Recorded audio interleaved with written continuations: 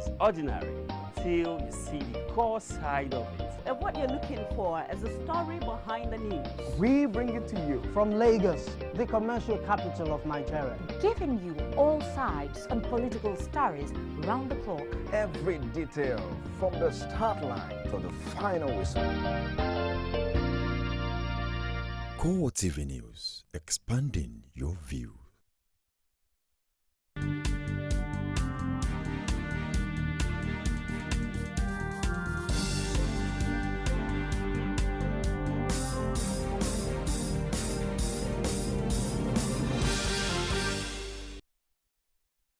Welcome to CoreTV News on the Hour. I am Martins Dixon. The Borno Elders Forum has raised alarm that insurgents have surrounded the Borno state capital Maiduguri and are preparing to launch an attack to capture it. The group stated this while calling for military reinforcements.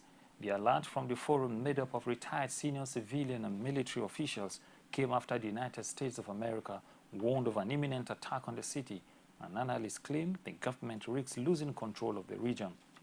The militants are now set to control an area from the north around Lake Chad down to its eastern border with Cameroon and round to Bama, 70 kilometers from Maiduguri to the south. The defense headquarters claimed that Nigerian troops had retaken Bama, but the Borno elders said the government needed to act, asserting that the insurgents were in reach of the city. Fears grip the Bura communities of Borno State as the rampaging members of Boko Haram attacked some people in the predominantly Christian communities. The Bura-speaking communities attacked by the insurgents are Shafa and Tesan Alede. A security source told CoreTV News that the insurgents were exploiting the absence of soldiers in the communities. The source says some members of the sect invaded the Tesan Alede community and issued them a 24-hour ultimatum to convert to Islam or be wiped out. The insurgents, who were said to have stormed Tesan Alede on Wednesday evening, allegedly killed a retired military officer before leaving the community. They were said to have left for nearby Shafa community, where they also killed a retired army officer and a retired policeman, bringing the number of those killed to 3. The source said that the Christian communities along the Biu, Hawul, Garkida, Mubi Road are now gripped with fear, as there is possibility that the insurgents will attack at the expiration of the ultimatum. President Goodluck Jonathan says he won't interfere with ongoing investigations into the alleged links between former Governor of Borno State Ali Modu Sheriff and the Boko Haram sect. He also maintained that the former governor was not on his entourage to Chad. Jonathan spoke through the spokesman Ruben Abati and explains in a press conference in Abuja that pictures which formed the basis of the claims were from an airport reception. Totally erroneous basis for that charge was a spurious claim that Senator Sharif accompanied President Jonathan on his recent trip to N'Djamena as a member of his entourage. Although Senator Sharif himself has already given the lie to that claim through his media advisor, the presidency wishes to affirm, for the purpose of emphasis, that the former Borno State governor was not on President Jonathan's delegation to Chad. Those who associate with Senator Sharif know that he has long-standing interest in Chad and often spends a lot of time in that country. He happened to be in N'Djamena at the time of President Jonathan's visit, and what happened was that he joined other Nigerian residents of the Chadian capital in coming to the airport to welcome their president.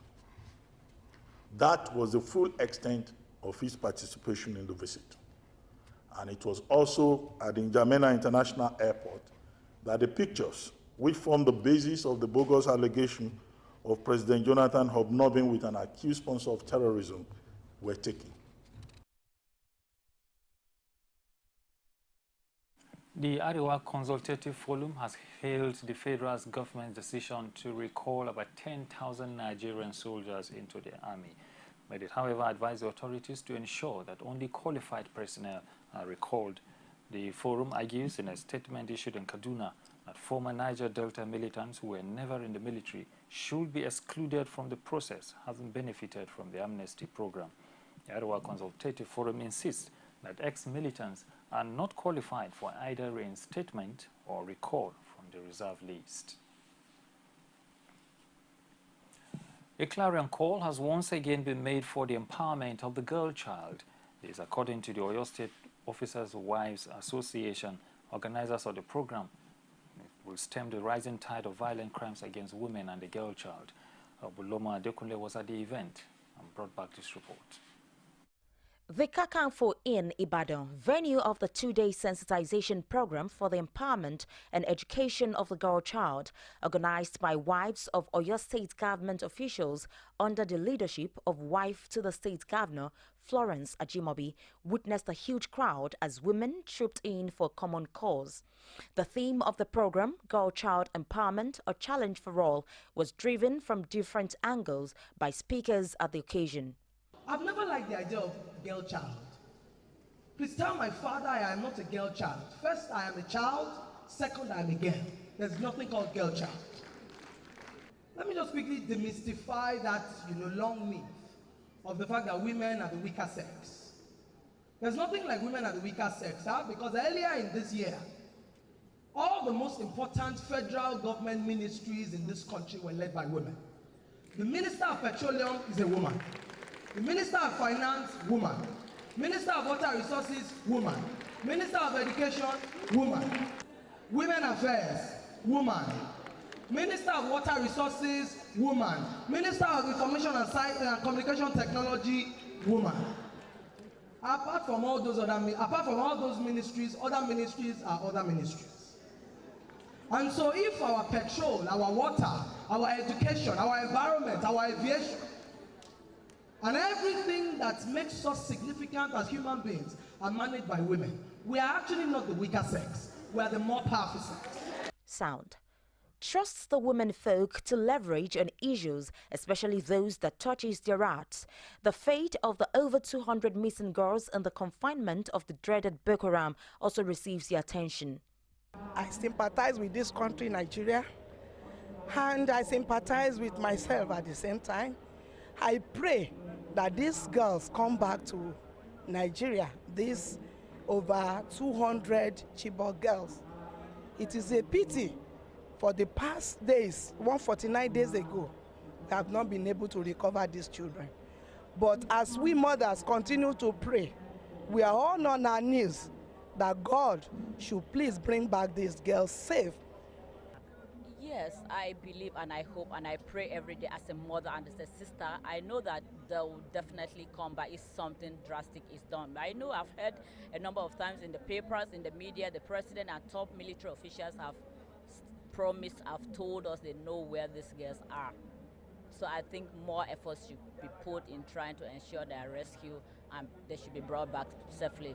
I believe in the strength of our military. I know that our government is doing enough, and if enough is done with collaboration of other countries, I know these girls will be rescued back safely someday, and I pray and I hope. Participants also speak on the significance of the program and its expected impact.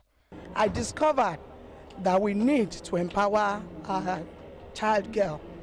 We need to empower them to know their rights and to be able to face challenges so that women will be they will be reckoned with in Nigeria, so that the male child will not overshadow the gift of God in a girl child. For me, it's all about the rights of the girl, because when you give her her rights, you give her equality, you give her opportunity to, you build her up, you empower her to be whatever she's going to be in life. So for me, it's basically first and foremost about education and her rights. Protect her from the cultural barriers that prevent her from being what she is, actualizing her dreams. Gender equality and the empowerment of the girl child have been on the front burner of most women gatherings. The gathering, however, tasked participants on the practicability of the theme of the program. Ebulomo Adekunle, CoreTV News, Ibadan. The Election Petition Tribunal sitting in Okshobo has granted leave to the People's Democratic Party and the Accord Party to serve petition on Governor Rauf Aregbesola through other means, since the personal service option has been futile. Rashid was at the sitting and filed in this report. Not minding the fights engaged in by councils to the APC and the PDP, The two parties presented themselves at the tribunal to seek various leaves. The new chairman who replaced Justice Ian Bako, Justice Sulaiman Ambrosa, says the panel will give all parties a level playing field. An application moved by Council of the People's Democratic Party to self-petition on Raul Faregweshoda through substituted means was granted by the panel. We tried to serve the governor, but he left instruction that nobody should collect any process from the tribunal. So we had no choice than to pin an application for the purpose of getting him served by substituted means, which we did and which the court graciously granted. So the petition is now going to be posted at the entrance of the government house. A mild drama ensued when Counsel to All Progressives Congress, Kunle Adegoke, raised the petition of the APC written to the National Judiciary Commission questioning the removal of Justice Ian Bako based on the petition brought by a court party, while the APC was not in the know of the said petition. Adegoke asked the chairman to recuse from being the chairman of the panel. The All Progressives Congress wrote a petition to the NJC chairman querying the bona fides of the chairman of the tribunal to actually sit in this panel, and it was based on certain reasons adduced.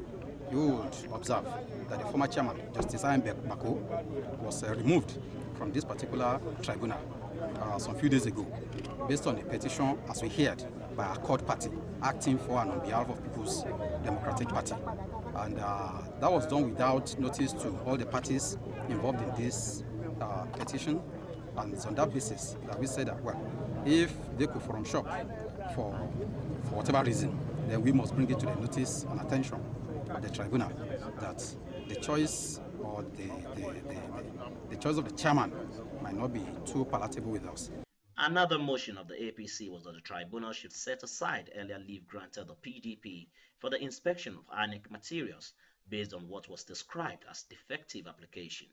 A ruling on the issue was, however, reserved by the tribunal. The tribunal should set aside its order that it granted the People's Democratic Party and its candidates to inspect electoral materials some few days ago, because the order was saying was granted without jurisdiction. The order was granted on a motion that was defective because the necessary condition precedent which was required was not met by that particular motion. The panel set to sit on Friday for ruling on the application of the APC. Rashid, CoreTV News, Oshobo. Reactions have trailed the addition of 30,000 polling units across the country by the Independent Electoral Commission ahead of the 2015 general elections. Olajumoke Olatunju reports that inequality in distribution among the country's geopolitical zones remains a bone of contention. The report. It is clear that to ensure the 2015 general elections are conducted under a more orderly and conducive atmosphere, thereby creating an environment for free and fair elections and consolidating the gains of the 2011 general elections, additional polling units must be created as described above. South-South leaders, including former Vice Presidents Alex Ekweme and Edwin Clark, had immediately after INEC confirms the development, asked for the resignation of Atai Rujega as chairman of the electoral body. Others, however, of the opinion that INEC should be left alone to do its work the right way the body deemed fit. Two of them, the spokesperson of the Lagos PDP, Gani Taufik, and a political scientist, Dele Ashiru, also condemned the spate of criticism surrounding the issue. The number of polling booths they have will not matter. It is for the political party agents and the media to help us on the day of elections, to show us the number of people that are queued on the line to vote, for the agents to know how many people that actually voted. Because the INEC has come out to tell us that the booths are created based on the registered voters. And if that is true, nobody can fault Jega. Jega did not do the registration, and the registration is also ongoing to accommodate more people who may be willing, to participate in the electoral process.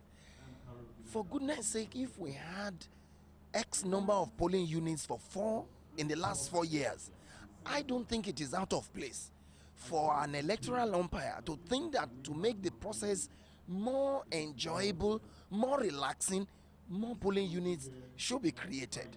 Erstwhile chairman of the Ikeja MBA, Mondo Bani, would want to toe the line of Ekweme and Clark. For him, the addition of polling units at this period in the nation's democratic march to 2015 leaves much to be desired.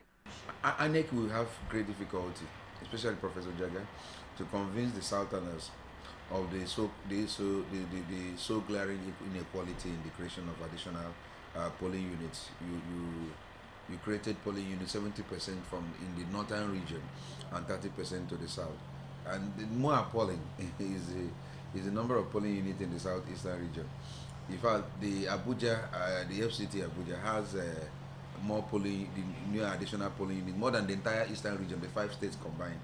That is very insulting. And then the explanation that INEC chairman gave yesterday, I tried to listen to him in order to make sense out of what he was saying, and I couldn't make any meaning out of what he was saying. He was saying that he was trying to simplify the entire process and makes it easier for prospective voters to exercise their franchise in 2015. Oh, if that is intention, why are you not extending this same process of making it easier for the southern voters to exercise their franchise in 2015 by creating adequate number of additional polling units? Why must additional polling units be so disproportionate with the northern region and not the same with the south? When has the increase of northerners become so obvious and glaring that you have to deal with the issue of 70% difference and all that?